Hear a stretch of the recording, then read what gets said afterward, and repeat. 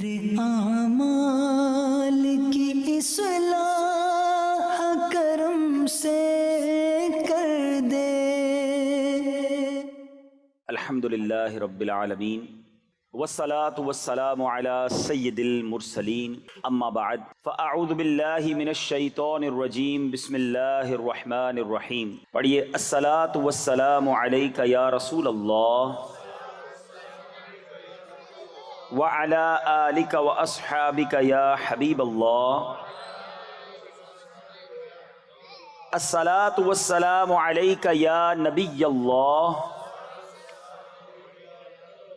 وعلی آلک واصحابک یا نور اللہ۔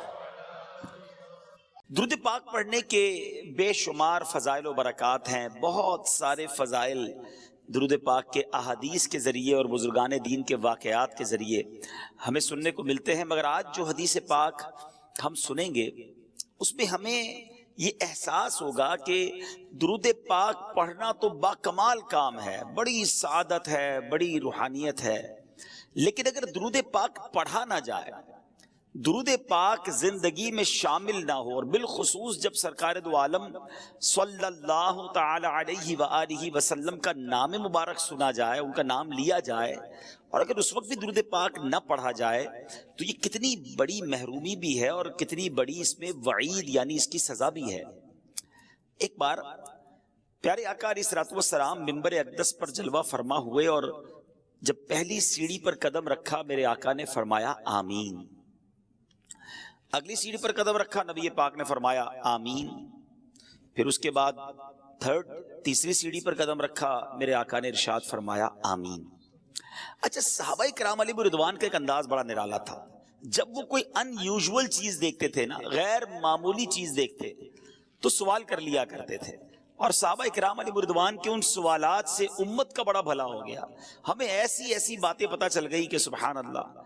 اب جب صحابہ کرام علیہ رضوان نے دیکھا کہ نبی پاک نے ہر قدم پر آمین فرمایا تو عرض کی حضور ارشاد فرمائیے، یہ آپ نے آج منبر کی سیڑھیوں پر جو آپ قدم رکھتے چلے گئے، آپ نے آمین ارشاد فرمایا، اس کی وجہ کیا ہے، اس کا ریزن کیا ہے؟ تو نبی پاک صلی اللہ علیہ وسلم نے جو ارشاد فرمایا اس کا خلاصہ اور مضمون یہ ہے کہ میرے پاس جبریل امین حاضر ہوئے، جب میں نے پہلی سیڑھی پر قدم رکھا، جو میں نے آمین کہا تو اس میں جبریل امین نے یہ دعا کی کہ یا اللہ عز و جل، جو رمضان کو پالے اور اپنی مغفرت نہ کروا سکے وہ ہلاک ہو جائے، اس کی ناک خاک آلود ہو جائے، گویا وہ برباد ہو جائے۔ آقا فرماتے میں نے جبریل امین کی اس دعا پر آمین کہی، پھر دوسری سیڑھی پر قدم رکھا تو جبریل امین نے دعا کی کہ یا اللہ عز و جل، اس شخص کی ناک خاک آلود ہو، وہ برباد ہو جائے جو اپنے ماں باپ کو بڑھاپے کی حالت میں پائے اور ان کے ساتھ وہ اچھا سلوک نہ کرے، یعنی ماں باپ کی خدمت اسے جنت میں نہ پہنچا دے، وہ برباد ہو جائے۔ آقا فرماتے میں نے اس دعا پر آمین فرمائی، تیسری سیڑھی پر قدم رکھا، جبریل امین نے دعا کی کہ یا اللہ، وہ شخص بھی برباد ہو، اس کی ناک خاک آلود ہو کہ جس کے سامنے سرور کائنات صلی اللہ تعالی علیہ وآلہ وسلم کا ذکر کیا جائے اور وہ نبی پاک پر درود نہ پڑھے، وہ بھی برباد ہلاک ہو جائے، اس کی ناک خاک آلود ہو جائے۔ نبی پاک فرماتے میں نے اس پر بھی آمین کہا۔ ذرا غور کیجئے میٹھے اسلامی بھائیوں، یہ تینوں دعائیں کس درجے کی دعائیں ہیں؟ یہ دعا کرنے والے فرشتوں کے سردار ہیں، جبریل امین ہیں، اور دعا پر آمین کہنے والے جناب رحمت للعالمین صلی اللہ تعالی علیہ وسلم ہیں۔ اٹ مینز، اس کا مطلب کیا ہوا کہ یہ دعا تو کسی صورت بھی قبول ہونی ہے، کوئی شک اور شبے کی گنجائش نہیں ہے۔ تو ہم ان تین باتوں کو یاد رکھنا ہے۔ اگر ہم یہ کہیں تو شاید غلط نہیں ہوگا کہ ہم میں سے بہت سارے وہ ہیں جو ان تینوں صورتوں سے گزرتے ضرور ہیں۔ رمضان آنے والا ہے اور اس سے پہلے کئی رمضان گزارے ہم نے، اگر رمضان مل گیا اور اس رمضان میں مغفرت نہ کروا سکے تو پھر بربادی مقدر ہے۔ اتنی بڑی نعمت ملی اور پھر بھی نہ بخشوا سکے اپنے آپ کو، اللہ کو راضی نہ کر سکے، تو وہ شخص برباد ہو جائے گا۔ کئیوں کے پاس ماں باپ کی نعمت ہے، ماں باپ بزرگ ہیں، بوڑھے ہیں، اگر ان کو ایسا راضی نہ کیا، ان کی ایسی خدمت نہ کی کہ اللہ راضی ہو جائے، تو وہ شخص بھی برباد ہو جائے گا۔ مگر یہاں آج بوڑھے ماں باپ کے لیے ٹائم کس کے پاس ہے؟ آج بوڑھے ماں باپ کی خدمت کرنے کے لیے کون تیار ہے؟ بالخصوص یورپی ممالک میں، مغربی ممالک میں جو عاشقان رسول ہیں، جو خوش نصیب ہیں جن کے والدین زندہ ہیں، پلیز خدا کے واسطے اپنے والدین کی دعائیں لیجئے، انہیں ناراض نہ کیجئے۔ والدین وہ نعمت ہیں کہ اگر یہ راضی ہو جائیں تو رب راضی ہو جاتا ہے، اور یہ ناراض ہو جائیں تو رب ناراض ہو جاتا ہے۔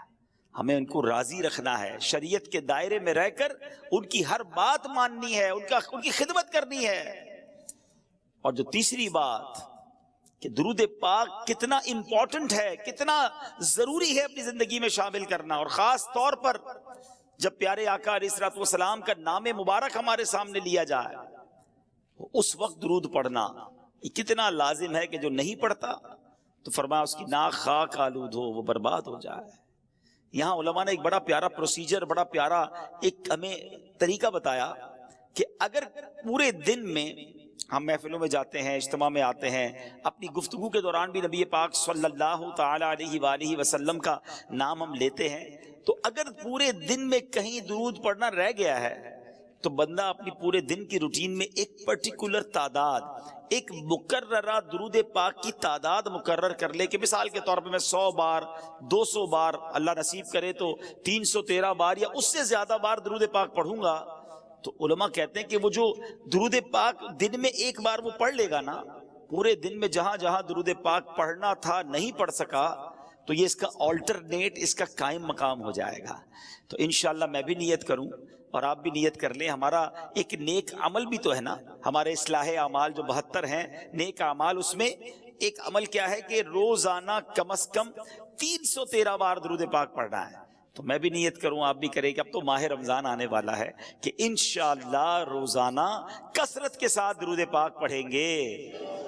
آئیے ایک بار محبت کے ساتھ بآواز بلند درود پاک پڑھ لیں۔ صلو علی الحبیب صلی اللہ تعالی علی محمد صلی اللہ علیہ وسلم۔ کعبے کے بدر الدجا تم پہ کروڑوں درود، طیبہ کے شمس الضحا تم پہ کروڑوں درود، تم سے جہاں کا نظام تم پہ کروڑوں سلام، تم پہ کروڑوں ثنا، تم پہ کروڑوں درود۔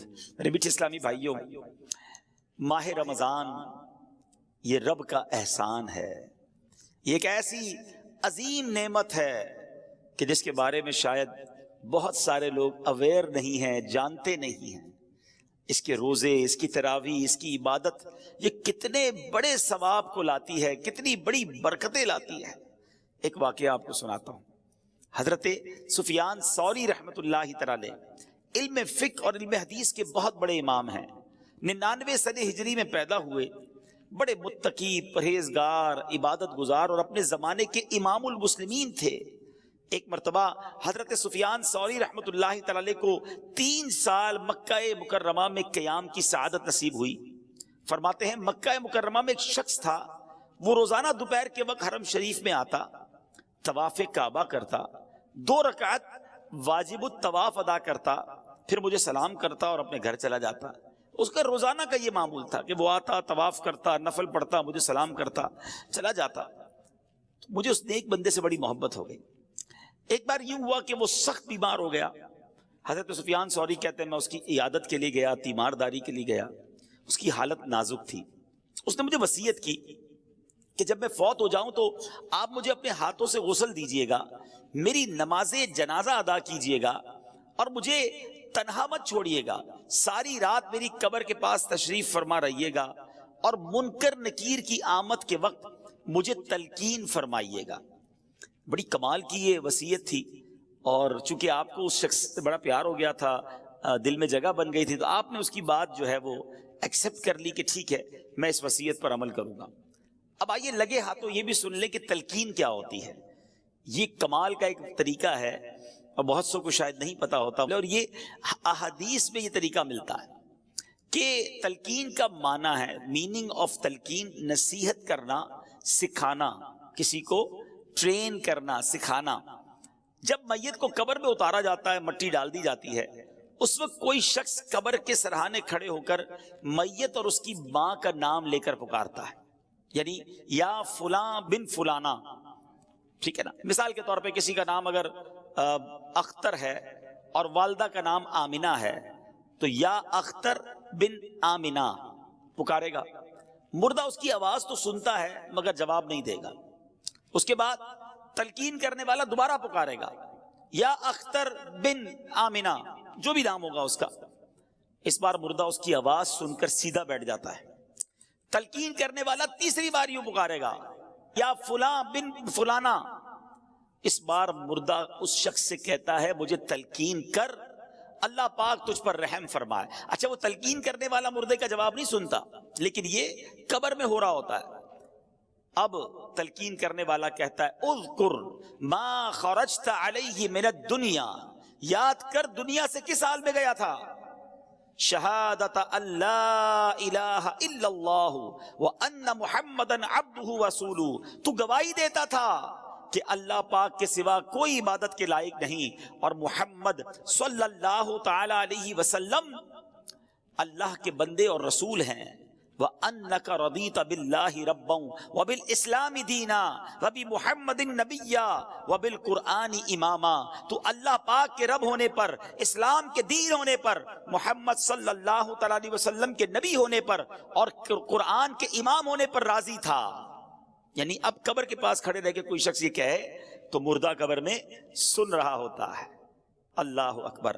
جب تلقین کرنے والا مردے کو یہ بتاتا ہے نا تو حدیث پاک میں آتا ہے منکر نکیر یعنی قبر میں سوال پوچھنے والے فرشتے ایک دوسرے کا ہاتھ پکڑ کر کہتے ہیں چلو اب ہم اس کے پاس کیا بیٹھیں، لوگ تو اس کو دلیل سکھا چکے ہیں، اس کو جواب پتا چل گئے ہیں.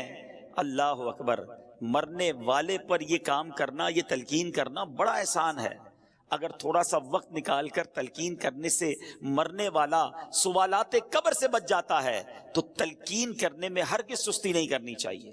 یاد رہے کہ یہ تلقین جو ہے عربی زبان میں ہی ہوگی، تو یہ یاد کر لیں. اللہ کرے کہ ہمارے بچے بھی یاد کر لیں تو ہمارے انتقال ہونے کے بعد قبر میں جائیں تو کوئی سرہانے کھڑے ہو کر اگر یہ تلقین کر دیتا ہے اور مردے کا بھلا ہو جاتا ہے تو سبحان اللہ، یہ تو بہت بڑا احسان ہے اس پر. اچھا، یہ یاد رہے کہ ایک تو تلقین عربی میں ہوگی اور مرنے والے کے ساتھ اس کی ماں کا نام لینا ہے. اگر والدہ کا نام نہیں پتا تو تمام انسانوں کی والدہ حضرت حوا رضی اللہ تعالی عنہا کا نام لینا ہے. اب حضرت سفیان ثوری فرماتے ہیں کہ اس نیک شخص نے مجھے جیسے وصیت کی تھی میں نے ایسے ہی کیا. اس کا انتقال ہوا، میں نے غسل دیا، میں نے نماز جنازہ ادا کی، قبر میں اتارا. اس نے وصیت کی تھی کہ اپنے ہاتھوں سے آپ نے قبر میں اتار کر رات وہیں رہنا ہے. میں قبر کے پاس بیٹھ گیا، ذکر و اذکار چلتے رہے. کہتے رات جب سب لوگ چلے گئے تو میں نے اس کو، مجھے اونگ آ گئی، نیند آ گئی. حالت نیند میں مجھے غیبی آواز آئی، کوئی کہہ رہا تھا اے سفیان، اس کو تیری تلقین اور قربت کی کوئی حاجت نہیں ہے، ہم نے خود ہی سے انس دے دیا ہے، خود ہی سبحان اللہ اللہ کی طرف سے اس پر برکتیں نازل ہو گئی ہیں اور تلقین بھی کی ہے. حضرت سفیان کہتے ہیں کہ اس کو کس عمل سے یہ رتبہ ملا، اتنا بڑا مقام اسے کیسے ملا؟ تو آواز آئی رمضان المبارک اور اس کے بعد شوال المکرم کے 6 روزے رکھنے سے. حضرت سفیان ثوری فرماتے ہیں اس ایک رات میں 3 مرتبہ میں نے یہ خواب دیکھا، میں رحمت مغفرت دوزخ سے آزادی کا سائل ہوں، میں رحمت مغفرت دوزخ سے آزادی کا سائل ہوں، ماہ رمضان کے صدقے میں فرما دے کرم مولا، براعت دے عذاب قبر سے، نارے جہنم سے، ماہ شعبان کے صدقے میں کر فضل و کرم مولا. نہیں درکار وہ خوشیاں جو غفلت کا بنے سامان، عطا کر اپنی الفت اپنے پیارے کا تو غم مولا. اے میرے میٹھے اسلامی بھائیوں، سب کو، آپ سب کو مبارک ہو کہ اللہ پاک کے کرم سے، اس کے فضل اور احسان سے ایک بار پھر رمضان مبارک تشریف لا رہا ہے. ابھی چند دن بعد ایک شام آئے گی جب نگاہیں آسمان کی طرف لگی ہوئی ہوں گی، چاند دیکھنے کی کوشش کی جا رہی ہوگی، ایک طرف سے آواز آئے گی دیکھو وہ رمضان کا چاند نظر آ گیا. اس کے ساتھ ہی مساجد سے یہ اعلان ہونے لگیں گے سب عاشقان رسول کو مبارک ہو، عظمتوں، رفعتوں، برکتوں، مغفرتوں والے مہینے رمضان المبارک کا چاند نظر آ گیا انشاءاللہ اللہ نے چاہا جلد یہ اعلان سنیں گے انشاءاللہ۔ مرحبا صد مرحبا، پھر آمد رمضان ہے، کھل اٹھے مرجھائے دل، تازہ ہوا ایمان ہے، یا خدا ہم عاصیوں پر یہ ایک بڑا احسان ہے، زندگی میں پھر عطا ہم کو کیا رمضان ہے۔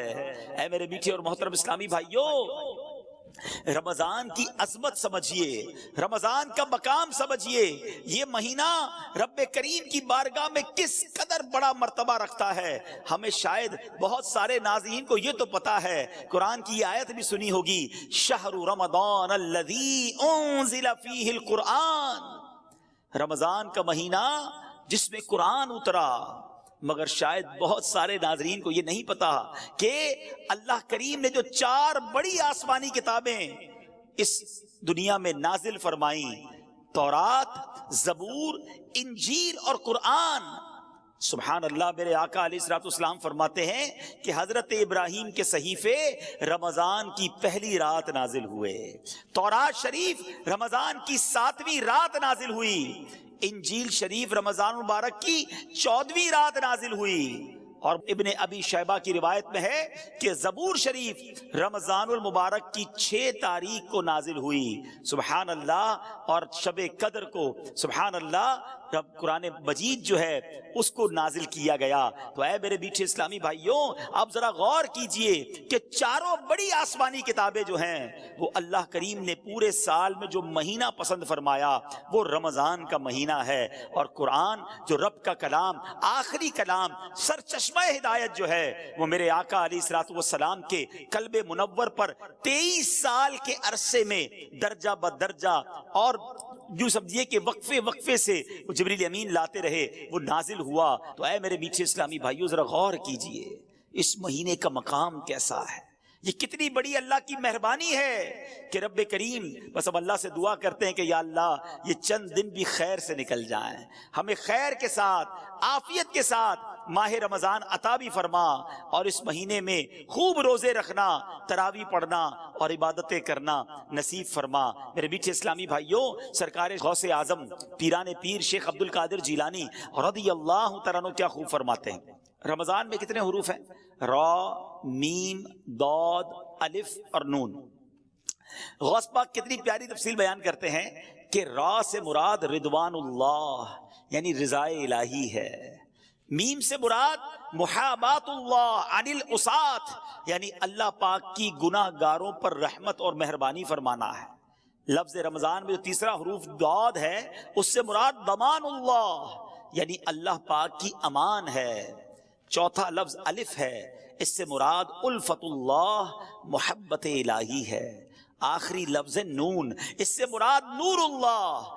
سبحان اللہ، اس سے پتا چلا کہ رمضان مبارک اللہ پاک کی رضا ملنے کا مہینہ ہے، گناہ گاروں پر رحمتیں برسانے کا مہینہ ہے، اللہ کی طرف سے امان ملنے کا مہینہ ہے، اللہ پاک کی محبت نصیب ہونے کا مہینہ ہے، اور سنو رمضان نور الہی ملنے کا مہینہ ہے۔ اتنی برکتیں ہیں، سبحان اللہ۔ اے میرے میٹھے اسلامی بھائیوں، حضور غوث پاک مزید کیا فرماتے ہیں؟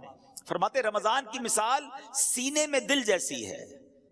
ذرا غور کیجئے کہ پورے جسم کی موسٹ امپورٹنٹ تھنگ جو ہے وہ دل ہے۔ فرمایا رمضان کی مثال سینے میں دل جیسی ہے، دل کو نور ایمان اور نور معرفت سے زینت و خوبصورتی ملتی ہے، اسی طرح رمضان مبارک کو تلاوت قرآن کے نور سے آراستہ اور مزین کیا جاتا ہے۔ کیا پیاری بات فرماتے ہیں کہ رمضان کی مثال انسانوں میں انبیاء جیسی ہے، جیسے لوگوں میں نبیوں کا مرتبہ ہے نا۔ فرمایا عام مہینوں میں رمضان کی مثال جس طرح انسانوں میں انبیاء جیسی ہے۔ فرمایا کیونکہ انبیاء مجرموں کی شفاعت کرتے ہیں، رمضان بھی روزہ داروں کی شفاعت فرمائے گا۔ اچھا آگے فرماتے ہیں رمضان کی مثال شہروں میں، پوری دنیا میں کتنے شہر ہیں مگر مکہ مدینے کی بات ہی نہیں ڈالی ہے نا۔ غوث پاک کہتے ہیں رمضان کی مثال شہروں میں مکہ اور مدینہ جیسی ہیں کہ ان شہروں میں دجال داخل نہیں ہو سکے گا، اور رمضان مبارک میں سرکش شیطانوں کو زنجیریں ڈال کر قید کر دیا جاتا ہے۔ فرمایا ان تمام برکتوں اور فضیلتوں کے ہوتے ہوئے بھی جو شخص رمضان المبارک میں اپنی بخشش نہ کروا سکے تو اور کس مہینے میں بخشا جائے گا؟ پھر کون سا وقت آئے گا جب بخشش ہوگی؟ ہر مسلمان کو چاہیے اس ماہ مقدس میں خوب توبہ کرے، اس سے پہلے کہ توبہ کا دروازہ بند کر دیا جائے۔ ہر مسلمان کو چاہیے کہ اس ماہ مبارک میں کثرت کے ساتھ گریہ و زاری کرے، اس سے پہلے کہ رحمت کا وقت گزر جائے۔ بھائیوں بہنوں، گناہوں سے سبھی توبہ کرو، خلد کے در کھل گئے، داخلہ آسان ہے، آ گیا رمضان، عبادت پر کمر اب باندھ لو، فیض لے لو جلد، یہ دن 30 کا مہمان ہے۔ یہ موقع آ رہا ہے، یہ وقت آ رہا ہے اللہ کو راضی کرنے کا، یہ وقت ہمیں مل رہا ہے رحمتیں لوٹنے کا۔ اے میرے میٹھے اسلامی بھائیوں، آئیے کچھ احادیث کے مطابق مزید ماہ رمضان کے فضائل سنتے ہیں۔ دیکھیں رمضان کی پہلی رات، بہت امید ہے کہ چند دنوں میں انشاءاللہ وہ پہلی رات آ جائے گی۔ وہ پہلی رات بھی بڑی اہمیت والی ہے۔ اس پہلی رات جب آتی ہے، آسمانوں کے دروازے کھول دیے جاتے ہیں اور آخری رات تک بند نہیں ہوتے۔ جو بندہ ماہ رمضان کی رات میں نماز پڑھتا ہے، اللہ عز و جل اس کے ہر سجدے کے بدلے اس کے لیے 1500 نیکیاں لکھتا ہے، اور اس کے لیے جنت میں سرخ یاقوت کا گھر بناتا ہے۔ اے تراویاں پڑھنے والوں تمہیں مبارک ہو، اے نمازیں پڑھنے والوں تمہیں مبارک ہو، اے رات میں عبادت کرنے والوں تمہیں مبارک ہو۔ ہر سجدے پر 1500 نیکیاں ہیں، اور سرخ یاقوت کا گھر مل رہا ہے۔ جو ماہ رمضان کا پہلا روزہ رکھتا ہے، ابھی تو سٹارٹ ہوتے ہی دیکھو ہیں، پہلے دن اور پہلی رات سے ہی برکتوں کا کیسا حال ہے۔ فرمایا جو پہلا روزہ رکھتا ہے اس کے پچھلے گناہ معاف کر دیے جاتے ہیں۔ صبح سے شام تک 70,000 فرشتے اس کے لیے دعائیں مغفرت کرتے رہتے ہیں۔ رات اور دن میں جو بندہ جب بھی سجدہ کرتا ہے، اس کے ہر سجدے کے بدلے اسے جنت میں ایک ایسا درخت عطا کیا جاتا ہے کہ اس کے سائے میں گھوڑ سوار جو ہے وہ 500 سال تک چلتا رہے۔ اتنا بڑا درخت جنت میں دیا جائے گا۔ ہر سجدے کے بدلے نوافل پڑھنے والے، نمازیں پڑھنے والے، اوابین پڑھنے والے، تہجد پڑھنے والے، تراویح پڑھنے والے، ان سب کو مبارک ہو۔ آئیے میٹھے اسلامی بھائیوں، میں بھی نیت کروں، آپ بھی نیت کریں کہ رمضان کے پورے روزے رکھیں گے، رمضان کی جتنی نمازیں انشاءاللہ پڑھیں گے اس میں ساری سنتیں، سارے نوافل بھی پڑھیں گے، انشاءاللہ پوری تراویح پڑھیں گے، خوب تلاوت قرآن کریں گے۔ دیکھیں نا کاروباری لوگوں کا حال کیا ہوتا ہے، جو بزنس مین ہوتے ہیں، ہر بزنس کا ایک سیزن آتا ہے۔ گرمیوں میں کولر والے کہتے ہیں ہمارا سیزن آیا ہے، ایئر کنڈیشن والے کہتے ہیں ہمارا بڑا سیزن آیا ہے، پنکھے والے بڑے مصروف ہو جاتے ہیں، برف والوں کا کام چمک جاتا ہے، وہ کہتے ہیں وقت آیا ہے کمانے کا۔ سردیاں آتی ہیں تو کمبل والے، ہیٹر والے، بہت سارے ایسے کام ہیں جو سردیوں میں چلتے ہیں۔ شادیاں آتی ہیں تو شادیوں کا سیزن آتا ہے تو کپڑے والوں کا سیزن چل پڑتا ہے۔ آج کل کئی علاقوں میں فصل کی کٹائی ہو رہی ہے تو کئی تہوار ان علاقوں میں فصل کی کٹائی کے ساتھ جڑے ہوئے ہوتے ہیں کہ جناب فصل کٹے گی تو پھر شادی بھی کریں گے، اب جناب موٹر سائیکل بھی لیں گے۔ یعنی کئی کاروبار کے سیزن آتے ہیں اور اس میں لوگ بھرپور طریقے سے کوشش کرتے ہیں کہ زیادہ سے زیادہ کام کریں تاکہ مال کما لیں۔ سچی بات یہ ہے کہ اے گناہگاروں، تمہارے لیے رحمتوں کا سیزن آ گیا ہے، برکتوں کا سیزن آ گیا ہے، مغفرتیں لوٹنے کا سیزن آ گیا ہے، نیکیوں کا ریٹ بڑھا دیا گیا ہے، اجر بڑھا دیا گیا۔ نفل کا ثواب فرض کے برابر، فرض کا ثواب 70 گنا کر دیا گیا۔ میرا اور آپ کا جو خطرناک ترین دشمن ہے شیطان، اسے قید کر دیا گیا۔ کتنا آسان کر دیا گیا عبادت کرنا۔ ہے میرے میٹھے اسلامی بھائیوں، اب دیکھنا یہ ہے کہ ہم اس رمضان کی تیاری کیسی کر رہے ہیں، پریپریشن کیا ہو رہی ہے۔ یہ مہمان آ رہا ہے، آپ کے گھر میں مہمان آتا ہے، آپ تیاری کرتے ہیں۔ اچھا، جیسا مہمان ویسی تیاری کرتے ہیں، ٹھیک ہے نا۔ جتنا قریبی مہمان ہوتا ہے اس کے لیے زیادہ تیاری ہوتی ہے، لیکن رمضان کے لیے کوئی تیاری ہے؟ ذرا سوچئے۔ اچھا، رمضان کے لیے تیاری نہیں ہوتی ہے لیکن عید کے لیے تیاری ہوتی ہے، جو پورا رمضان گزار کر ایک دن کے لیے آتی ہے۔ بلکہ کچھ لوگ تو رمضان میں عید ہی کی تیاری کر رہے ہوتے ہیں، کپڑے کون سے لینے ہیں، اس دن کیا بنانا ہے۔ بدقسمتی سے ایسا بھی سننے کو ملتا ہے کہ یار کل ذرا عید کی تیاری کے لیے مارکیٹ میں جانے سے روزہ نہیں رکھیں گے، بڑا رش ہوگا. استغفر اللہ. جس رمضان کے صدقے عید ملی اس کی تیاری ہو رہی ہے، مگر جو رمضان اللہ کی طرف سے ہماری بخشش کروانے آیا ہے اس کی تیاری نہیں ہے. رمضان کی اہمیت سمجھنے کے لیے یہی حدیث کافی ہے کہ اللہ کے حبیب صلی اللہ تعالی علیہ وسلم فرماتے ہیں کہ اس کا مضمون ہے، اگر میری امت کو پتا ہوتا کہ رمضان کیا ہے تو میری امت تمنا کرتی کہ سارا سال ہی رمضان ہوتا. اللہ اکبر. اے میرے بیچ اسلامی بھائیو، مولا علی شیر خدا کرم اللہ تعالی وجہ کریم کیا کمال کی بات فرماتے ہیں، جس کا مضمون ہے کہ اگر اللہ کو اس امت کو عذاب دینا ہوتا تو اللہ کریم اس امت کو رمضان اور سورہ اخلاص نہ عطا فرماتا. یہ آیا اسی لیے ہے کہ میں اور آپ بخشے جائیں، ہماری بخشش کر دی جائے، ہمارے گناہ معاف کر دیے جائیں. دیکھیں نا، سارا سال میں اور آپ دعا کرتے ہیں یا اللہ سن لے، کرم فرما، ہم پر رحمت فرما، توبہ قبول کر لے، مغفرت فرما دے. یہ ایک بندے کی رب کی بارگاہ میں التجا ہوتی ہے نا. مگر رمضان میں معاملہ کیا ہوتا ہے کہ رمضان کی راتوں میں آسمان دنیا سے ندا دی جاتی ہے، رحمت کی صدا ہوتی ہے کوئی مانگنے والا کہ اس کی مغفرت کر دی جائے، ہے کوئی توبہ کرنے والا اس کی توبہ قبول کی جائے، ہے کوئی سوالی کہ اس کا سوال پورا کیا جائے. ادھر سے صدائیں لگائی جا رہی ہیں. پہلا عشرہ عشرہ رحمت، دوسرا عشرہ عشرہ مغفرت، تیسرا عشرہ جہنم سے آزادی کا عشرہ ہے.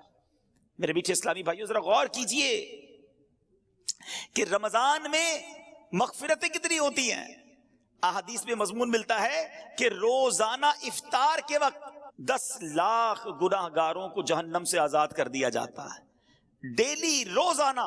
فرمایا کہ جب رمضان میں جمعے کا دن آتا ہے، جمعرات کی رات اور جمعے کے دن ہر لمحے 10 لاکھ بخشے جا رہے ہیں. اور پھر فرمایا جب رمضان کی آخری رات آتی ہے نا تو جتنے پورے مہینے میں بخشے تھے اس کی تعداد کے مطابق اتنے گناہگار اور جہنم سے آزاد کر دیے جاتے ہیں.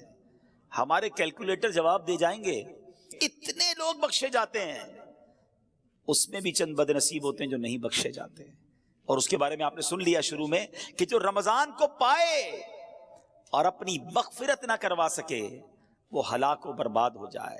اے میرے بیچ اسلامی بھائیوں، ہمیں پلاننگ کرنی ہے، ہمیں تیاری کرنی ہے کہ رمضان گزارنا کیسے ہے. آج گھر میں دعوت ہو تو کتنی بار گھر میں مشورہ ہوتا ہے، بڑی دعوت تو زیادہ مشورے کہ پہلے کیا کھلائیں گے، مہمانوں کو پہلے کیا پیش کریں گے، بعد میں کیا دیں گے، میٹھا کیا ہوگا، بٹھائیں گے کدھر، لسٹ کیا ہوگی. اور رمضان آ رہا ہے، اتنا بڑا مہینہ آ رہا ہے، اتنا بڑا ہمارے لیے مغفرت کروانے کے لیے رب کا احسان آ رہا ہے. اس کی کوئی تیاری، کوئی پلاننگ، کوئی مشورہ کہ کتنی بار تلاوت کروں گا، کتنے قرآن ختم کرنے ہیں، میں نے کتنے نوافل پڑھنے ہیں، میں نے کہاں کہاں اپنا وقت گزارنا ہے. الحمدللہ مدنی چینل پر جس طرح نشریات آ رہی ہیں، کون سے وقت کون سا میں نے پروگرام دیکھنا ہے، مدنی مذاکرے کے وقت کس طرح میں نے وقت نکالنا ہے. ارے ابھی سے پلاننگ کرو. اور سبحان اللہ، افطار کے وقت جو دعا مدنی چینل پر نشر کی جاتی ہے، خاص قبولیت کی گھڑیاں ہوتی ہیں، کروڑوں ہاتھ اٹھے ہوتے ہیں، نہ جانے کس کی آمین کے صدقے ہمارا بیڑا پار ہو جائے. تو ہمیں رمضان کی پلاننگ کرنی ہے. اچھا، پلاننگ ہو رہی ہوگی کچھ گھروں میں، افطاری کا سامان کون سا لینا ہے، کون سی آئٹم افطاری میں بنانی ہے، سحری میں کیا بنانا ہے. کچھ کاروباری لوگ اپنا پلان بنا رہے ہوں گے کہ اسٹور میں کون سا مال بھر لیں تاکہ جناب ریٹ بڑھ جائیں گے، پھر رمضان میں بیچیں گے. میرے میٹھے اسلامی بھائیوں، رمضان کھانے پینے کا فیسٹیول نہیں ہے. بدقسمتی سے جب ہم نکلتے ہیں نا سڑکوں پر تو بورڈ لگ جاتے ہیں. 2 قسم کے بورڈ ہوتے ہیں کہ یا تو یہ آئٹم خرید لیں کھانے پینے کی جس کی یہ اسکیم ہے، یا ہوٹل والے بورڈ لگاتے ہیں کہ بھائی ہمارے پاس افطار میں یہ آئٹمز ہوں گی، سحری میں یہ ہوگا، اتنے کا پیکج ہوگا. ایسا لگتا ہے اگر کوئی عام آدمی آئے نا باہر سے، مسلمان نہ بھی ہو، اور وہ ہمارے شہر کا یا ہمارے ملک کا چکر لگائے تو شاید اس کو ایسا لگے گا کہ مسلمانوں میں کوئی کھانے پینے کا تہوار ہو رہا ہے. ایسا لگ رہا ہے کوئی مقابلہ ہو رہا ہے کہ کیا کتنا کھانا ہے اس مہینے میں. شاید وہ یہ نہیں سمجھ سکے گا کہ یہ بھوکے رہنے کا، روزہ رکھنے کا مہینہ ہے. عام آدمی کو تو شاید یہ فیل ہوگا کہ یہ کوئی کھانے پینے کا فیسٹیول ہو رہا ہے. توبہ توبہ توبہ، ہم نے رمضان کو یوں سمجھیے ایک کھانے پینے کا تہوار اور ایک عجیب سا معاملہ بنا دیا ہے. حالانکہ میرے بیچ اسلامی بھائیوں، رمضان جو ہے نا، اس کے 2 نام ہیں. آئیے میں ان دو ناموں کے بارے میں آپ کو کچھ بتاتا ہوں تاکہ احساس ہو کہ رمضان آیا کیوں ہے اور ہم نے اس کو گزارنا کیسے ہے۔ ماہ رمضان کا ایک نام ہے ماہ صبر اور دوسرا نام ہے مواسات کا مہینہ۔ اچھا صبر کا مہینہ، چلیں یہ تو سمجھ آتا ہے کہ کھانے پینے اور ہر وہ چیز جس سے روزہ ٹوٹ جاتا ہے اس سے صبح سے شام تک صبر کیا جاتا ہے، اس لیے اسے ماہ صبر کہتے ہیں۔ ماہ مواسات کہنا تو اس کا مواسات کس کو کہتے ہیں؟ ہمدردی اور غم خواری کا مہینہ، بھلائی کا مہینہ۔ چونکہ رمضان میں سارے مسلمانوں سے خاص کر قریبی رشتہ داروں سے بھلائی کرنے میں زیادہ ثواب ہے، اس لیے اسے ماہ مواسات کہتے ہیں۔ علماء کرام نے روزہ فرض ہونے کی حکمتوں میں ایک حکمت یہ بھی بیان فرمائی کہ روزہ جو ہے نا بیسیکلی فقر و فاقے کا عملی طور پر احساس دلاتا ہے۔ پریکٹیکلی پتا چلتا ہے کہ فقر کی زندگی کیسی ہے، فاقے کی زندگی کیسی ہے، یعنی غربت کیا ہے۔ کسی کے گھر میں روز فاقے چل رہے ہیں، یہ آپ کو اور مجھے کیسے پتا چلے گا کہ فاقے میں بندہ کیسا ہوتا ہے، غربت اور فقیری میں کیسا ہوتا ہے؟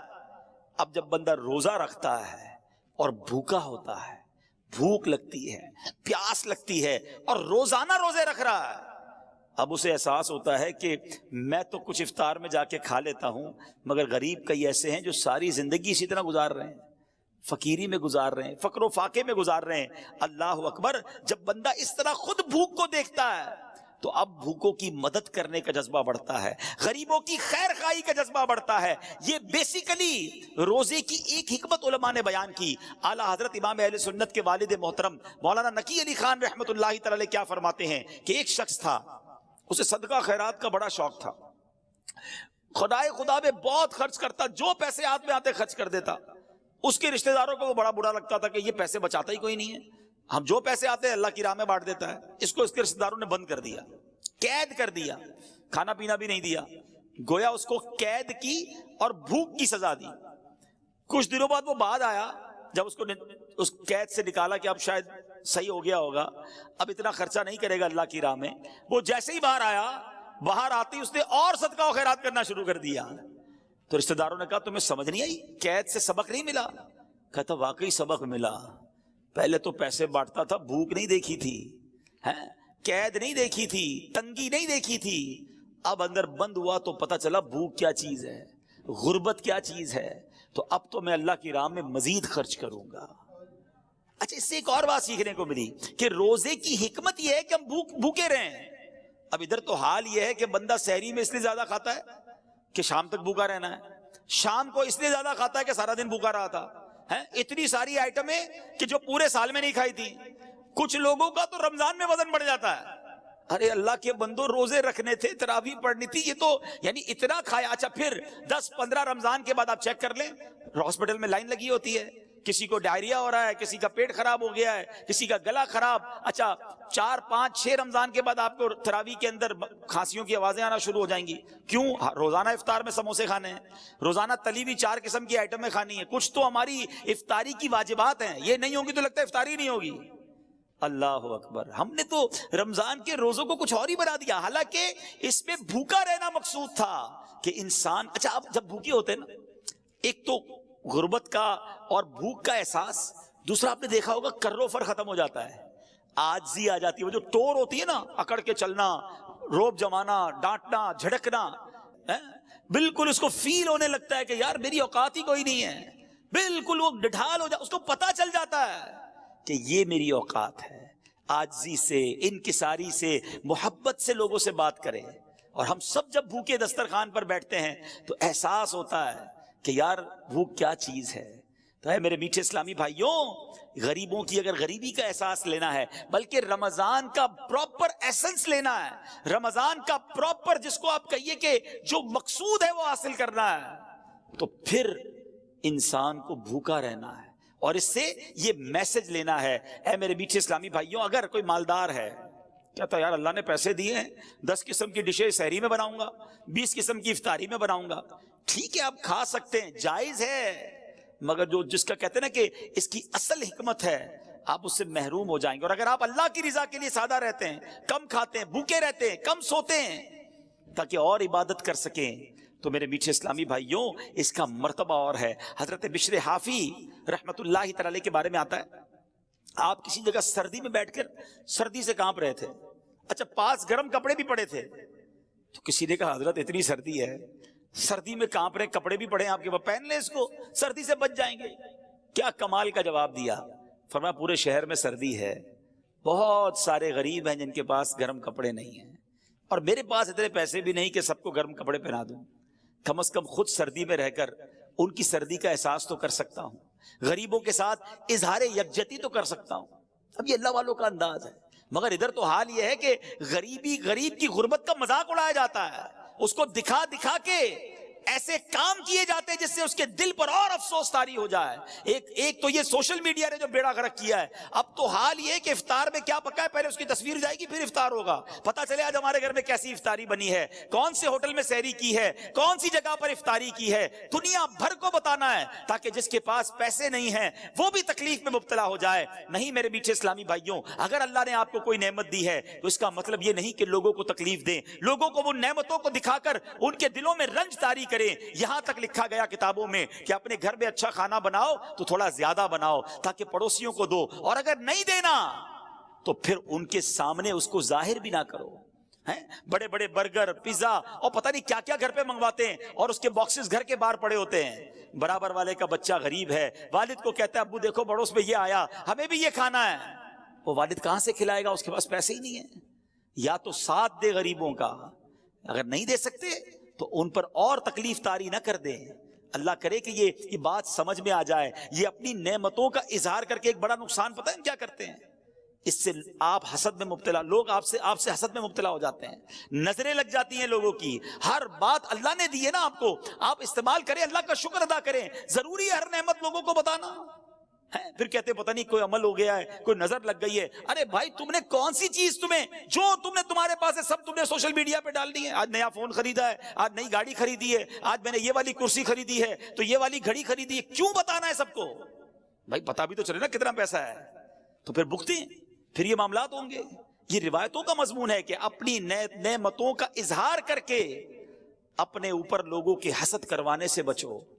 اگر اللہ نے دیا ہے یا تو سادہ رہیں یا پھر لوگوں کی مدد کریں، اور اگر نہیں کر سکتے تو یہ دکھلاوا بند کر دیں۔ تو بہرحال میرے بیچ اسلامی بھائیوں، یہ کم کھانا جو ہے نا، یہ نعمت پتہ ہے کتنی بڑی ہے، سبحان اللہ، کہ گلا سوکھتا ہے نا جب پیاس سے، بھوک اور پیاس کا خوب احساس ہونا یہ روزے کے مقاصد سے ہے۔ تو میرے بیچ اسلامی بھائیوں، اگر روزے کا اصل مقصد ہی فوت ہو جائے گا، ساتھ ہی کھانے سے طبیعت بدمزہ ہو جائے گی، معدہ بھی خراب ہونے کا امکان ہے، تو اگر آپ واقعی 30 کے 30 روزے رکھنا چاہتے ہیں، پورا مہینہ تراویح پڑھنا چاہتے ہیں، روز تلاوت کرنا چاہتے ہیں، درود پاک پڑھنا چاہتے ہیں، افطار کے وقت آنسو بہانا چاہتے ہیں، تاک راتوں میں ساری رات مسجد میں گزارنا چاہتے ہیں، تو اس کے لیے آپ کو کم کھانا ہوگا، اس کے لیے پلان کرنا ہوگا کہ یہ مہینہ اس لیے نہیں آیا کہ میں نے کھانے پینے اور مزے اڑانے ہیں، یہ مہینہ تو اللہ کی راہ میں خرچ کرنے کے لیے آیا ہے، یہ مہینہ تو سجدے کروانے آیا ہے، یہ مہینہ تو تلاوت کرنے کے لیے آیا ہے۔ تو پھر انشاءاللہ اگر آپ کی پلاننگ ہوئی تو آپ اللہ نے چاہا خوب برکتیں لوٹ سکیں گے۔ اب میں ایک اور بات آپ کو بتاؤں، ایک مسلمان یہ بھی تو چاہتا ہے نا کہ اس کو یہ پتا چلے کہ نبی پاک علیہ السلام رمضان کیسے گزارتے تھے، پیارے آقا کا رمضان کیسا ہوتا تھا۔ آؤ میں آپ کو بتاتا ہوں کہ جن کے صدقے رمضان ملا ہے، جن کے صدقے قرآن ملا ہے، بلکہ صحیح بات تو یہ ہے کہ اللہ کے نبی کے صدقے ہی ہمیں رب کا راستہ ملا ہے، انہوں نے ہی ہمیں ایمان کی دولت سے نوازا ہے۔ وہ کتنا پیارا نعت کا شعر ہے نا کہ تیرے صدقے میں آقا، تیرے صدقے میں آقا سارے جہان کو دین ملا، میرے آقا کے صدقے میں سارے جہان میں یہ دین پھیلا ہے۔ وہ آقا رمضان کیسے گزارتے تھے؟ بی بی عائشہ صدیقہ رضی اللہ تعالی عنہا فرماتی ہیں کہ جب رمضان آتا تو نبی پاک کا چہرہ انور کا جو رنگ ہے نا وہ متغیر ہو جاتا، تبدیل ہو جاتا، اور میرے آقا نماز کی کثرت فرماتے، خوب دعائیں مانگتے، گویا خوف خدا نبی پاک کے چہرہ انور پر، قلب اقدس پر طاری ہو جاتا۔ بی بی عائشہ فرماتی ہیں کہ جب نبی پاک علیہ السلام کی بارگاہ میں رمضان آتا، احادیث کا مضمون ہے، تو جبریل امین آتے تھے اور آقا ان کے ساتھ خوب قرآن کا دور فرماتے تھے۔ سبحان اللہ۔ ایک جگہ سیدنا عبداللہ ابن عباس فرماتے ہیں جب ماہ رمضان آتا تو سرکار مدینہ علیہ السلام قیدیوں کو رہا کرتے اور ہر سائل کو عطا فرماتے تھے۔ اللہ اکبر۔ رمضان میں آپ خصوصاً بہت زیادہ سخاوت فرماتے۔ جبریل امین رمضان کی ہر رات میں ملاقات کے لیے حاضر ہوتے، رسول کریم علیہ الصلوۃ والسلام ان کے ساتھ قرآن کا دور فرماتے، اور جب بھی حضرت جبریل علیہ الصلوۃ والسلام آپ کی خدمت میں آتے تو آپ علیہ الصلوۃ والسلام تیز چلنے والی ہوا سے بھی زیادہ خیر یعنی بھلائی کے معاملے میں سخاوت فرماتے۔ ہاتھ اٹھا کر ایک ٹکڑا اے کریم ہیں سخی کے مال میں حقدار ہم۔ تو اے میرے بیچ اسلامی بھائیوں، نبی پاک کا رمضان کیسا ہوتا؟ تلاوت قرآن والا، دعاؤں والا، سجدوں والا۔ ایک جگہ فرماتی بی بی عائشہ صدیقہ رضی اللہ تعالیٰ عنہ کہ میرے آقا رمضان میں بستر پر تشریف نہ لاتے، یعنی رات عبادتوں میں گزرتی تھی، کم آرام ہوتا تھا۔ ادھر تو ایسے بھی کئی لوگ ملتے ہیں جو سارا دن ہی سوتے رہتے ہیں، نمازیں قضا کر دیتے، بھائی روزہ رکھا ہے، معاذ اللہ ثم معاذ اللہ۔ نماز بھی پڑھنی ہے، عبادت بھی کرنی ہے، روزہ بھی رکھنا ہے، اور انشاءاللہ عبادت بھی خوب کرنی، ثواب کمانا ہے۔ تو بہرحال میرے بیچ اسلامی بھائیوں، پیارے آقا کا رمضان دعاؤں کے ساتھ، گر گڑا کر نمازوں کے ساتھ، تلاوت قرآن کے ساتھ، اور پھر ہم نے سنا کہ سخاوت کے ساتھ، تیز آندھی سے چلنے والی ہوا سے بھی زیادہ میرے آقا سخاوت فرماتے۔ اب ہم نے کیا کرنا ہے؟ ہم نے بھی ان اعمال کی نیت کر لینی ہے۔ تو پہلی نیت یہ کرتے ہیں انشاءاللہ کہ رمضان کے پورے روزے رکھیں گے، پوری تراویح پڑھیں گے، ارے ہر سجدے پر 1500 نیکیاں، جنت میں یاقوت کا گھر، جنت کا درخت۔ جو 8 رکعتیں پڑھ کے تراویح چھوڑ کے جاتے ہیں، سوچو کتنی نیکیاں چھوڑ گئے۔ 12 رکعتیں پڑھ کے نکل جاتے، ذرا سوچے کتنی نیکیاں چھوڑ گئے، کتنے جنت کے محل تم سے چلے گئے، کتنے خزانے چھوڑ دیے تم نے۔ 3 روزہ تراویح پڑھتا ہوں، کیوں؟ باقی دن تو پھر کاروبار کرنا ہے۔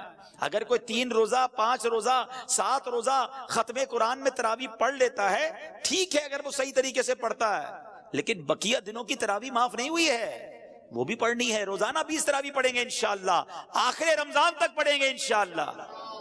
اب آتے سخاوت کی طرف۔ سبحان اللہ، اس مہینے میں خوب اللہ کی راہ میں خرچ کریں، اور جب بھی اللہ کی راہ میں خرچ کریں نا، پہلے تو یہ ذہن بنا لیں، یہ جو ہوتا ہے نا کہ یار اب خرچ کریں گے تو کم ہو جائے گا، کیلکولیٹر تو یہی کہتا ہے، ہمیشہ یاد رکھیں۔ 1 لاکھ روپے ہیں، 5000 دے دیے تو کیلکولیٹر تو بتائے گا 95,000 رہ گئے، لیکن انشاءاللہ میرے آقا کیا فرماتے ہیں وہ میں آپ کو بتاتا ہوں۔ نبی پاک علیہ الصلوۃ والسلام فرماتے ہیں، جس کا مضمون ہے کہ میں اللہ کی قسم کھا کر کہتا ہوں، اللہ کی راہ میں خرچ کرنے سے مال کم نہیں ہوتا۔ تو یہ طے ہو گیا کہ بے شک دنیا کا حساب کچھ اور کہے، مصطفیٰ کریم علیہ الصلوۃ والسلام فرما رہے ہیں تو یہ مال ملٹی پلائی ہوگا، یہ بڑھے گا۔ اچھا ایسا نہیں ہے کہ اس کی مثالیں ہمارے ساتھ نہیں ہیں، جو حلال کماتا ہے، پوری زکوٰۃ دیتا ہے، اس سے پوچھو ہر سال اس کی زکوٰۃ بڑھتی چلی جاتی ہے۔ کیسے بڑھتی ہے بھائی؟ زکوٰۃ بڑھنے کا مقصد کیا ہوا؟ آپ کا مال بھی تو بڑھ گیا نا۔ تو اللہ کی راہ میں خرچ کرنے سے مال کم نہیں ہوتا، اور بالخصوص زکوٰۃ۔ اگر زکوٰۃ آپ پر واجب ہے، آپ صاحب استطاعت ہیں، اور وہ جو تمام زکوٰۃ کی شرائط ہیں، اس کے بعد اب زکوٰۃ دینے کا وقت آ گیا، خدا را پوری زکوٰۃ دیں۔ میں جو اب جملہ کہنے جا رہا ہوں یہ بڑے درد دل کے ساتھ کہہ رہا ہوں کہ بدقسمتی سے جس طرح دکھنے کو ملتا ہے کہ شاید 5-7% لوگ پورے پاکستان میں یا دنیا میں دیکھیں تو 10% ہوگا یا 5-7% ہی ہوگا کہ رمضان کے علاوہ نماز پڑھتے ہیں، لیکن ایسا ہی لگتا ہے کہ شاید اتنی ہی پرسنٹیج پوری زکوٰۃ دیتی ہے، ورنہ لوگ اب زکوٰۃ بھی نہیں دیتے۔ حالانکہ احادیث میں زکوٰۃ کو مال کا میل قرار دیا گیا، یہ جس مال میں مل جائے گا نا اس مال کو بھی برباد کر دے گا، لیکن آج خیال ہی نہیں ہے۔ یا تو زکوٰۃ دینا بڑا بھاری پڑتا ہے، یہ چند 100 ہزار اور لاکھ والے شاید زکوٰۃ دے دیتے ہوں، لیکن جب یہ زکوٰۃ لاکھوں اور کروڑوں میں پہنچتی ہے نا تو اب شیطان دل پکڑ لیتا ہے، اتنے پیسے زکوٰۃ میں دے دے گا۔ اللہ اکبر، یہ 10 لاکھ کی زکوٰۃ دینے والا جو گھبرا رہا ہے، یہ اللہ کا بندہ کیوں نہیں سوچتا کہ اللہ نے 4 کروڑ دیے تو 10 لاکھ بنی ہے نا، تمہیں تو شکر ادا کرنا چاہیے تھا۔ میں یہاں ایک مشورہ دیتا ہوں کہ جب بھی اللہ کی راہ میں خرچ کرنے کی باری آئے نا، زکوٰۃ دینے کی باری آئے، صدقہ دینے کی باری آئے، تو خرچ بھی کرو اور اللہ کا شکر بھی ادا کرو کہ یا اللہ تیری مہربانی، تو نے دینے والا بنایا، مانگنے والا نہیں بنایا۔ تمہیں دیتے وقت بھاری پڑتا ہے، شکر ادا کرو اللہ نے دینے والا بنایا ہے۔ پوری زکات ادا کریں اور زکات بڑھ کر اور ادا کریں، صدقہ اور خیرات بھی کریں، لیکن یہاں دل پر بھار پڑ جاتا ہے۔ یہی تو امتحان ہے۔ سخی اللہ کو پسند ہے، یاد رکھیے گا میٹھے اسلامی بھائیوں، احادیث میں یہ مضمون ملتا ہے کہ سخی اللہ کے قریب، جنت کے قریب، لوگوں کے قریب ہوتا ہے اور دوزخ سے دور ہوتا ہے، اور جو بخیل ہوتا ہے نا، کنجوس، فرمایا وہ اللہ سے بھی دور، بندوں سے بھی دور، جنت سے بھی دور ہوتا ہے، دوزخ کے قریب ہوتا ہے۔ اپنے دل سے پوچھو کدھر ہے؟ سخاوت والی سائیڈ پر ہے یا بخل والی سائیڈ پر، کنجوسی والی سائیڈ پر ہمارا دل ہے؟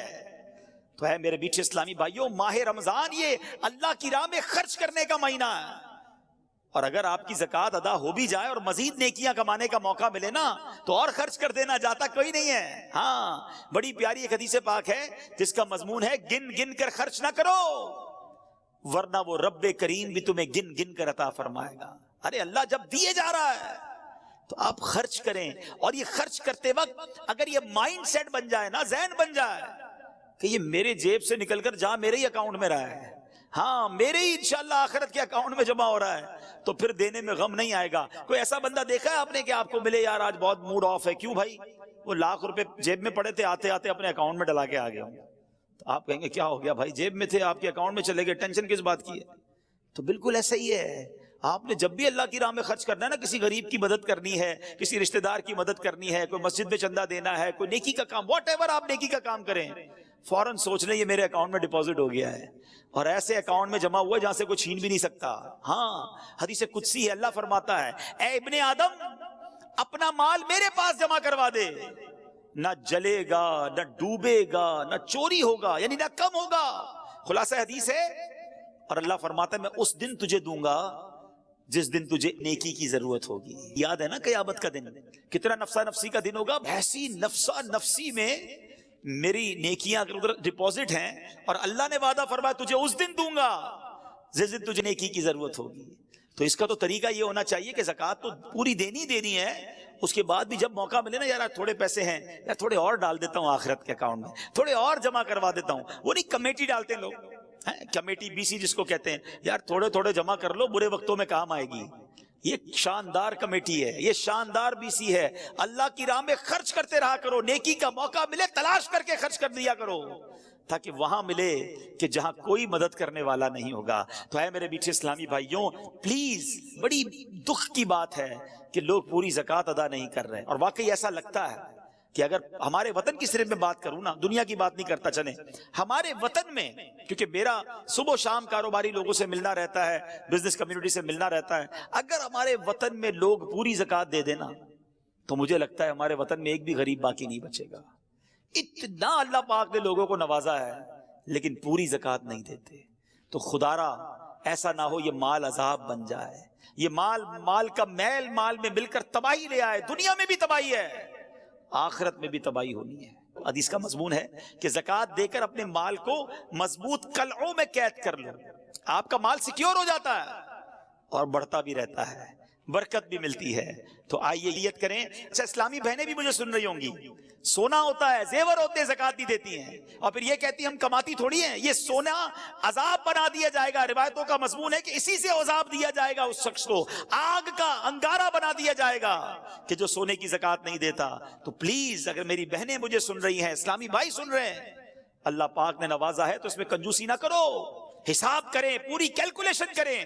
اگر آپ کو نہیں پتا تو معلومات کریں، علماء سے رابطہ کریں، آ جائیں کسی عالم دین کے پاس اور بتائیں کہ میرے پاس یہ سب کچھ ہے، اس پر کتنی زکوٰۃ ہے مجھے بتائیے، اور پوری زکوٰۃ ادا کریں۔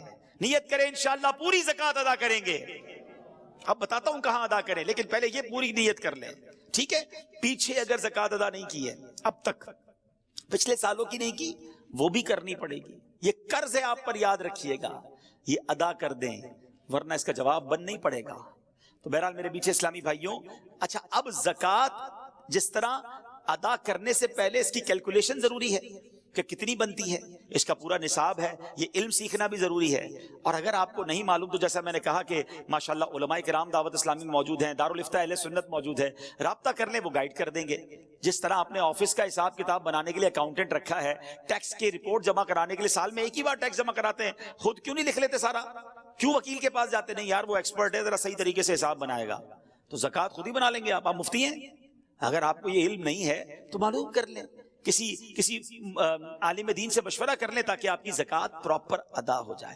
اچھا اب آتے ہیں کہ زکوٰۃ دینی کہاں ہے. ظاہر اس کا بھی ایک پورا پروسیجر ہے کہ جو زکوٰۃ لینے کے مستحقین ہیں اس میں پہلا حق جو ہے آپ کے اپنے غریب رشتہ داروں کا ہے. ٹھیک ہے, جو اس کی شرائط ہے زکوٰۃ کے حوالے سے, اس شرائط اگر پوری ہوتی ہیں تو پہلا حق آپ کے اپنے غریب رشتہ داروں کا ہے, ان کو دیجئے. اور اس کے بعد میں گزارش کروں گا کہ عاشقان رسول کی مدنی تحریک دعوت اسلامی جو دین متین کا عظیم الشان کام کر رہی ہے, ایسا کام کر رہی ہے میٹھے اسلامی بھائیوں جس کی نظیر, جس کی مثال پوری دنیا میں آپ تلاش کریں آپ کو شاید نہیں ملے گی. تو وہ میرے اسلامی بھائی جو مجھے سن رہے ہیں, آپ کے پیسوں کا, آپ کے ڈونیشن کا, آپ کی زکوٰۃ کا بہترین استعمال دعوت اسلامی ہے. تو اس بار ہم نے اپنے غریب رشتہ داروں کے ساتھ ساتھ اپنی دعوت اسلامی کا بھرپور ساتھ دینا ہے, جس کے اربوں روپے کے اخراجات ہیں, اور ماہ رمضان میں دل کھول کر دعوت اسلامی کو ڈونیشن دینا ہے. بلکہ ایک اور اچھی نیت کر لیتے ہیں, میں اور آپ تو جتنی ہماری حیثیت ہے اتنا ہی ڈونیشن دے سکیں گے نا, لیکن اگر ہم چاہیں تو اپنے دوست احباب کے ذریعے بہت زیادہ مدنیتیات جمع کر سکتے ہیں. تو میں بھی نیت کروں اور آپ بھی نیت کر لیں کہ انشاءاللہ اپنا ڈونیشن, اپنے مدنیتیات بھی دیں گے اور اپنے رشتہ داروں اور دوستوں سے بھی لے کر دیں گے انشاءاللہ. اللہ پاک ہم سب کو اپنی پیاری تحریک دعوت اسلامی کی خوب مدد کرنے کی توفیق عطا فرمائے اور اسے اپنی بارگاہ میں قبول بھی فرمائے. صلو علی الحبیب صلی اللہ تعالی علی محمد صلی اللہ علیہ وسلم.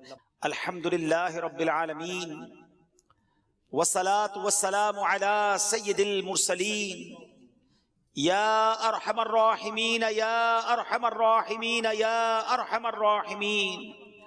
یا ربنا یا ربنا یا ربنا یا ربنا یا ربنا یا اللہ یا رحمان یا رحیم یا اللہ یا رحمان یا رحیم یا اللہ یا رحمان یا رحیم. اللهم ربنا آتنا في الدنيا حسنة وفي الآخرة حسنة وقنا عذاب النار وقنا عذاب القبر وقنا عذاب الحشر وقنا حساب الميزان. اللهم أجرنا من النار اللهم أجرنا من الشيطان. اللهم إنك عفو كريم تحب العفو فاعف عنا يا كريم فاعف عنا يا غفور. يا مقلب القلوب ثبت قلبي على دينك يا مصرف القلوب صرف قلوبنا على طاعتك. اللهم إنا نسألك الأمن يوم الخوف. ربنا لا تؤاخذنا يوم القيامة إنك لا تخلف الميعاد إنك على كل شيء قدير. ربنا حاسبني حسابا يسيرا. اللهم بلغنا رمضان بالصحة وعافية. اے رب کریم تیرے گناہ گار سیاہ کار بندے ہاتھ اٹھائے شرمندہ شرمندہ تیرے دربار میں حاضر ہیں. اے رب کریم ہمارے گناہ بہت زیادہ ہیں, ہم مانتے ہیں, مگر مالک تیری رحمت کا کوئی کنارہ نہیں ہے. تیری رحمت کے آگے ہمارے گناہ کچھ بھی نہیں ہیں. اے رب کریم ہم سب کی مغفرت فرما دے, ہمارے صغیرہ گناہ بھی معاف کر دے, ہمارے کبیرہ گناہ بھی معاف کر دے, ہمارے چھپ کر کیے ہوئے گناہ بھی معاف فرما, ہمارے اعلانیہ گناہوں کو معاف فرما. اے کریم اے کریم کچھ ہی لمحوں میں کچھ ہی دنوں میں رحمتوں والا مہینہ آنے والا ہے. اے اللہ ہمیں صحت کے ساتھ عافیت کے ساتھ ماہ رمضان سے ملا دے, پورے روزے رکھنے والا بنا دے, پوری تراویح پڑھنے والا بنا دے, خوب تلاوت کرنے کا ذوق عطا فرما. تیری طاقت تیری طرف سے اگر طاقت ملی تو یہ ہوگا مولا, ورنہ ہم تو سست ہیں, ہم کاہل ہیں. اے اللہ ایسی توفیق دے دے کہ تیرے پسندیدہ بندوں جیسا رمضان ہم بھی گزارنے میں کامیاب ہو جائیں. ایک رمضان تو مولا زندگی میں ایسا گزاریں جس پہ مالک تیری بارگاہ میں خوب جی بھر کر عبادت کریں۔ اب تک کئی رمضان گزارے ہیں، ہمیں معلوم ہے غفلت میں گزارے ہیں، بلکہ ساری زندگی ہی ایسی گزار دی کہ ایک سجدہ یاد نہیں جو تیرے دربار کے شایان شان ہو، ایک نیکی ایسی معلوم نہیں جو تیرے دربار میں قبول ہوئی کہ نہیں۔ میرے مولا ہماری غفلتیں معاف کر دے، ہماری سستیاں معاف کر دے، اور اب اپنے پسندیدہ بندوں میں ہمیں شامل فرما لے۔ اے رب کریم، اے رب کریم، نہ جانے کہاں کہاں تیرے بندے اور تیری بندیاں ہاتھ اٹھائے اس دعا میں شامل ہوں گے۔ اے اللہ بیماروں کو شفا دے دے، قرض داروں کے قرضے اتر جائیں، بے اولادوں کو نیک اور صالح اولاد دے دے، جن کو اولاد دی ہے ان والدین کو اولاد کا سکھ نصیب فرما، اولاد ماں باپ کی فرما بردار بنا دے۔ اے رب کریم قرض داروں کے قرضے اتر جائیں، ہم سب کے رزق حلال میں برکت ڈال دے، رزق حرام سے ہم سب کو محفوظ فرما۔ اے اللہ کرم کر، بڑے دن ہو گئے مدینہ دیکھے مولا۔ اے اللہ، اے رب کریم جلدی جلدی مدینہ دکھا دے، ہمیں بھی کعبہ دکھا دے، رمضان مکہ مدینہ دکھا، اسی سال حج کی سعادت بھی عطا فرما۔ اے اللہ ہم سب کی جان، مال، عزت، آبرو، آل اور اولاد، دین اور ایمان کی حفاظت فرما۔ ہمیں حاسدوں کے حسد سے بچا لے، بد نظروں کی بد نظری سے بچا، شیطان کے شر سے بچا، جادو ٹونے آسیب سے بچا، زمینی اور آسمانی بلاؤں، زلزلوں، طوفانوں اور وائرسوں سے محفوظ فرما۔ اے رب کریم، اے رب کریم ہماری دعوت اسلامی کو خوب ترقیاں عطا فرما، ہمیں بھی دعوت اسلامی کا بڑھ چڑھ کر مدنی کام کرنے والا بنا دے، دعوت اسلامی کا بڑھ چڑھ کر تعاون کرنے والا بنا دے۔ امیر اہل سنت اور تمام علماء اور مشائخ اہل سنت کا سایہ ہمارے سروں پر تا دیر قائم و دائم فرما۔ اے رب کریم جو ہمارے حق میں بہتر ہے ہمیں عطا فرما دے، جو حق میں بہتر نہیں اس کا خیال بھی ہمارے دل سے نکال دے۔ میں کیوں کہوں مجھ کو یہ عطا ہو وہ عطا ہو، میں کیوں کہوں مجھ کو یہ عطا ہو وہ عطا ہو، وہ دو کہ ہمیشہ میرے گھر بھر کا بھلا ہو، مٹی نہ ہو برباد پس مرگ الہی، جب خاک اڑے میری مدینے کی ہوا ہو، جب خاک اڑے میری مدینے کی ہوا ہو۔ ببرکت ان اللہ وملائکتہ یصلون علی النبی یا ایھا الذین آمنوا صلوا علیہ وسلموا تسلیما، صلی اللہ علی النبی الامی وآلہ صلی اللہ علیہ وسلم، صلاۃ وسلاما علیک یا سیدی یا رسول اللہ۔